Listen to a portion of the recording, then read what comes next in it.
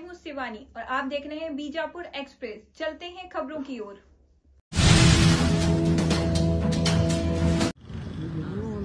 ಕೊಪ್ಪಳದ ರೈಮಠ ಕರ್ನಾಟಕದ 2 ತಂಡಗಳಾಯಿತು. ನಾವು ಸಿದ್ದೇಶ್ವರ ಸಂಸ್ಥೆ ಮೊನ್ನೆ ಶಿವಾನುಭವ ಮಂಟಪದ ಉದ್ಘಾಟನೆ ಗುರುವನ್ನ ಆನ್ ಮಾಡಿದ್ವಿ. ಇವಾಗ ನಾವೆಲ್ಲರೂ ಕೂಡಿ ನಾವು ಸಣ್ಣ ಒಂದು ಕಾಣಿಕೆ ಕೊಡಬೇಕು ಅಂತ ಹೇಳಿ ಇವತ್ತು ಶ್ರೀ ಸಿದ್ದೇಶ್ವರ ಸಂಸ್ಥೆ ವಿಜಯಪುರ ಹಾಗೂ ಸಿದ್ದೇಶ್ವರಿ ಸವಾರಿ ಸರ್ಕಾರಿ 101 ಕ್ವಿಂಟಲ್ ಅಕ್ಕಿ 5,001 ವಿಭೂತಿ ಅಂದರೆ ನಮ್ಮ ಗೋಶಾಲೆಯಲ್ಲೇ ವಿಭೂತಿ ಸುಮಾರು 5 ಕಿಲೋ ಕುಂಕುಮ, ನಮ್ಮ ಗೋಶಾಲೆ 5 ಕಿಲೋ ಕುಂಕುಮ.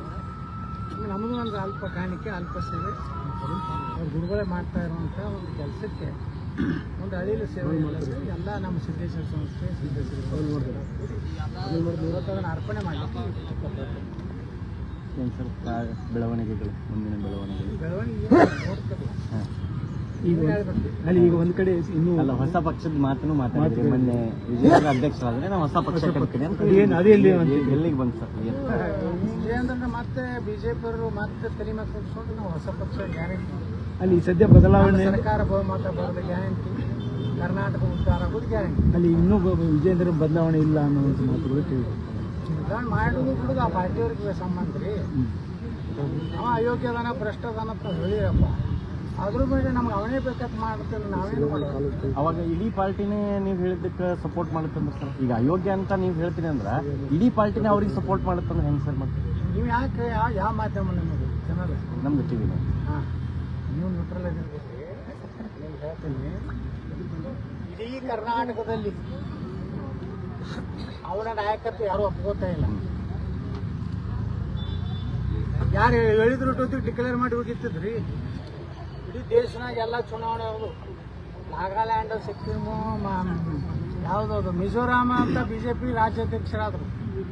ಕರ್ನಾಟಕ, ಅದು ದಕ್ಷಿಣ ಭಾರತದಲ್ಲಿ ಬಿಜೆಪಿಗೆ ಏನಾರೇ ನೆಲೆ ಇರುವಂಥ ರಾಜ್ಯ ಅದು ಕರ್ನಾಟಕ. ಇಲ್ಲಿ ಒಬ್ಬ ರಾಜ್ಯಾಧ್ಯಕ್ಷನ ಆಯ್ಕೆ ಮಾಡಲಿಕ್ಕೆ ಇಟ್ಟು ಗೊಂದಲ ಯಾಕಾಗೈತಂದ್ರೆ ಎಲ್ಲರೂ ಈ ವ್ಯಕ್ತಿನೂ ಬೇಡ, ಇವನ್ ನೇತೃತ್ವಗಳು 30 ಸೀಟು ಬರೋದಿಲ್ಲ. ಅವ್ರ ತಂದೆಗೆ ಅವನ ಮಗ ಎಂಥವಿದ್ರು ಅವನಿಗೆ ಪ್ರೀತಿ ಇರ್ತದೆ. ಹೆತ್ತವರಿಗೆ ಹಗ್ಗಣ ಮುದ್ದಂಗೆ ನನ್ನ ಪೂಜೆ ತಂದೆಯವರು ನನ್ನ ಪ್ರೀತಿಯ ಮಗ ಅಥವಾ ಹೊರಬತ್ತು ಹೋಗ್ತಾರೆ. ಅವರು ಆದ್ರೆ ರಾಜ್ಯದ ಜನ ತಿರಸ್ಕಾರ ಮಾಡುತ್ತಾರೆ. ನಿಮ್ಮ ಬೇಡಿಕೆ ಈಡೇರಬಹುದಾ ಸರ್? ನಿಮ್ಮ ಬೇಡಿಕೆ ಈಡೇರಬಹುದಾ? ನಿಮ್ಮ ಕೂಗು ಇದು ಈಗಿಂದಲ್ಲ, ಕಳೆದ 2-3 ವರ್ಷಗಳಿಂದನೂ ನಿಮ್ಮ ಕೂಗು ಐತಿ. ಪಕ್ಷದ ವಿಚಾರವಾಗಿ, ಕುಟುಂಬ ರಾಜಕಾರಣದ ವಿಚಾರವಾಗಿ ನಿಮ್ಮ ಅವರೇ ಹೇಳಿದ್ದಲ್ರಿ, ಪಕ್ಷದವರೇ ಮೋದಿಯವರು ಹೇಳ್ಯಾರಿಲ್ಲ, ಮನುಷ್ಯ ಭ್ರಷ್ಟಾಚಾರ ಹಮಾರ ಪಾರ್ಟಿ ಮೇಲೆ ನೀಚ್ ಚಲೆಗ ನಾವು ನಡ್ಕೋಬೇಕಂತ ಹೇಳ್ತೀವಿ. ಏನಾದ್ರೂ ಡಿಕ್ಲೇರ್ ಮಾಡಿಬಿಟ್ರಪ್ಪ, ವಂಶವಾದ ನಡೀತೈತಿ, ಭ್ರಷ್ಟಾಚಾರ ನಡೀತೈತಿ. ಎಲ್ಲರೂ ತಮ್ಮ ಮಕ್ಕಳನ್ನ ಎಲ್ಲರೂ MLA MP ನಾವು ಟಿಕೆಟ್ ಕೊಡ್ತೇವೆ ಡಿಕ್ಲೇರ್ ಮಾಡಿದ್ವಿ. ಎಲ್ಲ ಪಾರ್ಟಿ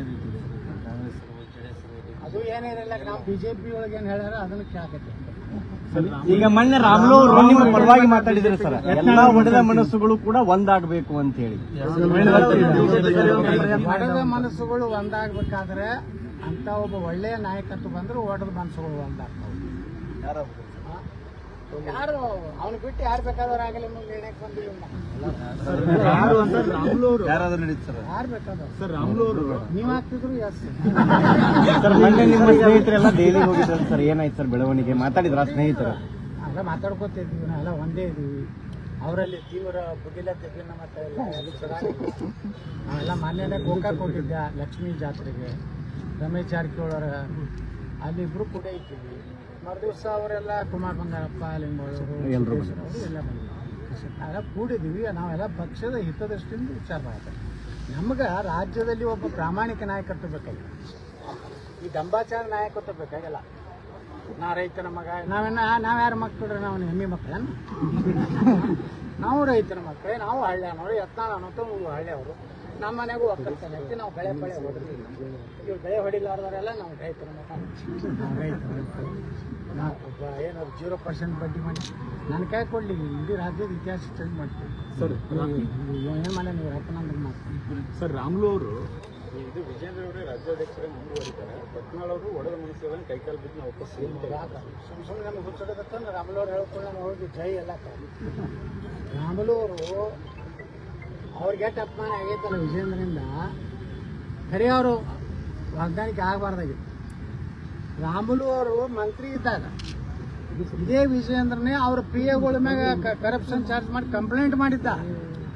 ಅಂದ್ರೆ ರಾಮುಲು ಅವರ ಭವಿಷ್ಯನೇ ಹಾಳು ಮಾಡದಂತ ವ್ಯಕ್ತಿ ಮತ್ತವನು ವಿಜಯ ಎತ್ತಾರಂದ್ರೆ ಅದು ಭಾಳ ವಿಷಾದಕರವಾದ ಸುದ್ದಿ. ಸರ್, ಹೊಸ ಪಕ್ಷದ ಆಲೋಚನೆಗಳು ಏನಿಲ್ಲ ಸರ್?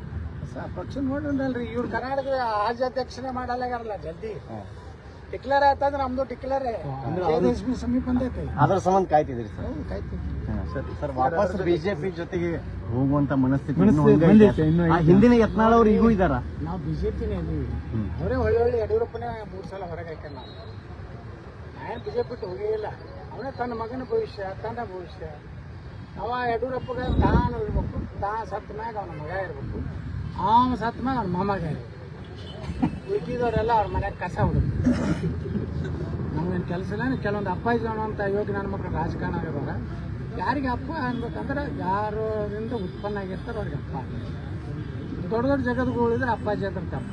ಇದೆಲ್ಲ ಆದಿ ಬೀದಿಗೆ ಹೋಗೋರೆಲ್ಲ ಅಪ್ಪಾಜಿ ಅಂದರೆ ಆ ಬಿಜೆಪಿ ಹಾಳು ಮಾಡಿದವರು ಈ ಅಪ್ಪಾಜಿ ಕಂಪ್ನಿಗಳು.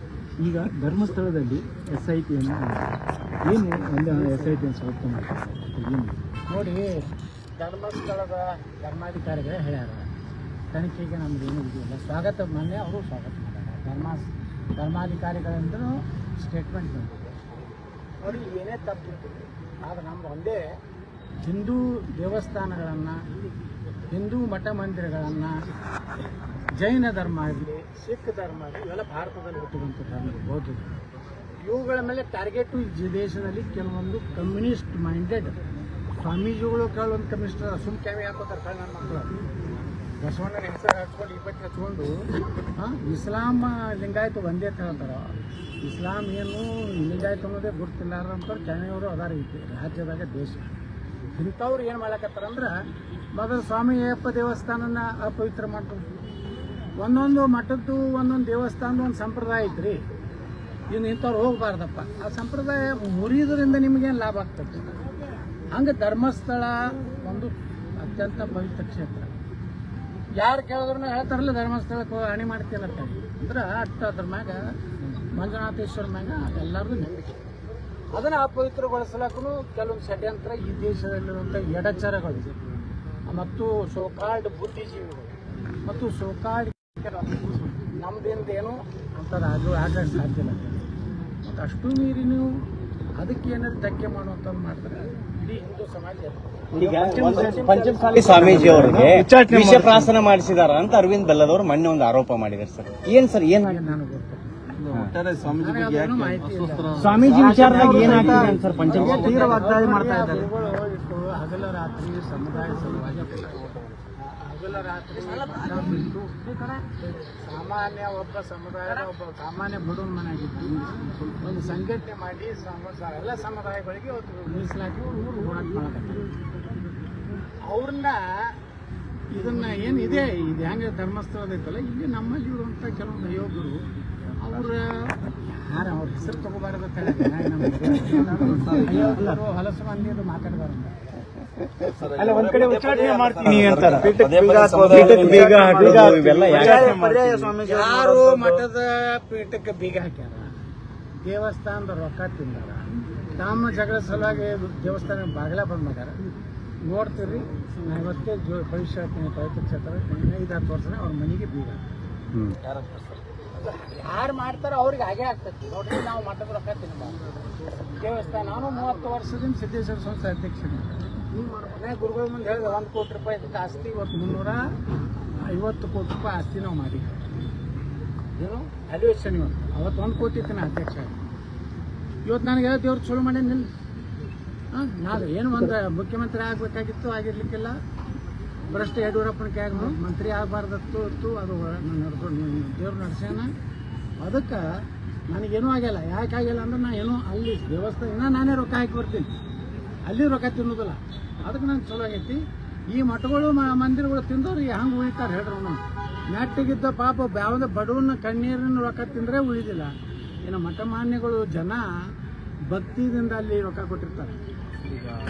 ಅಲ್ಲ ಅಂದ್ರೆ ಇದನ್ನ ಕಾಶ್ಯಪ್ನವರು ಮಾಡ್ಯಾರ ಅನ್ಸುತ್ತಾ? ಧರ್ಮ ರೀತಿ ಮಾತಾಡ್ತಾನ ಅಧ್ಯಕ್ಷ.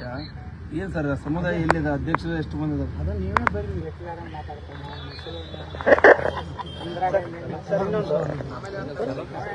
ವೀರಶೈವ ಲಿಂಗಾಯತರು ಒಗ್ಗೂಡ್ಬೇಕು ಅಂತ ಹೇಳಿ ರಂಭಾಪುರ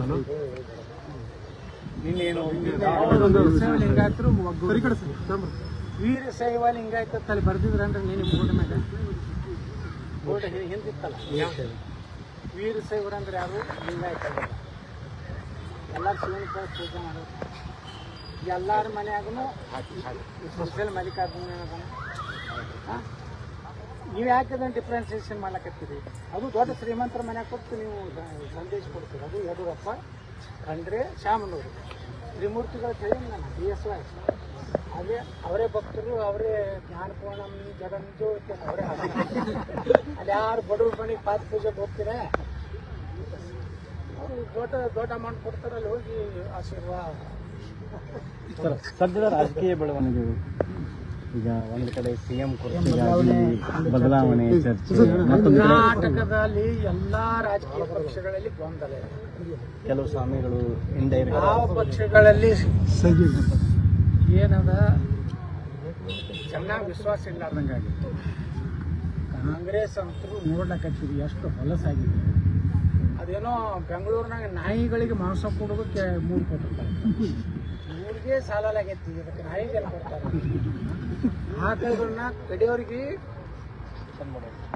ಅದನ್ನ ಬಂದ್ ಮಾಡಾಕ್ತಾರೆ, ನಾಯಿಗೆ ಕೊಡೋರ. ನಾಯಿ ಹೆಸರ್ಲೆತ್ತನವ್ರೇನು ಏನು ಬರಬಾರ್ತಾನೆ, ಹಂದಿ ಹೆಸರ್ಲೆತ್ತ. ಇವ್ರದ್ದು BJP ಒಳಗೆ ಈ ಒಂದು ಅಧ್ಯಕ್ಷತೆಯಿಂದ ಇಡೀ ರಾಜ್ಯದಲ್ಲಿ ನಮ್ಮ ಕಾರ್ಯಕರ್ತರು ಇವತ್ತು ಅಸಮಾಧಾನ ಇದ್ದಾರೆ. ಯಾರಿಗೂ BJPಗೆ ಕೆಲಸ ಮಾಡೋ ಹುರುಪಿಲ್ಲ. ಪಾಪ ಕುಮಾರಸ್ವಾಮಿ ಅವ್ರದಂತೂ ಪಾರ್ಟಿ, ಅವ್ರ ಸಣ್ಣ ಪಾರ್ಟಿ, ಏನೇನೋ ಬರ್ದಾಡ ಅವ್ರ ಮನೇನ ಬಿಟ್ಟು ಅಡ್ಡಾಡ್ಸಾಕತ್ತಾರೆ.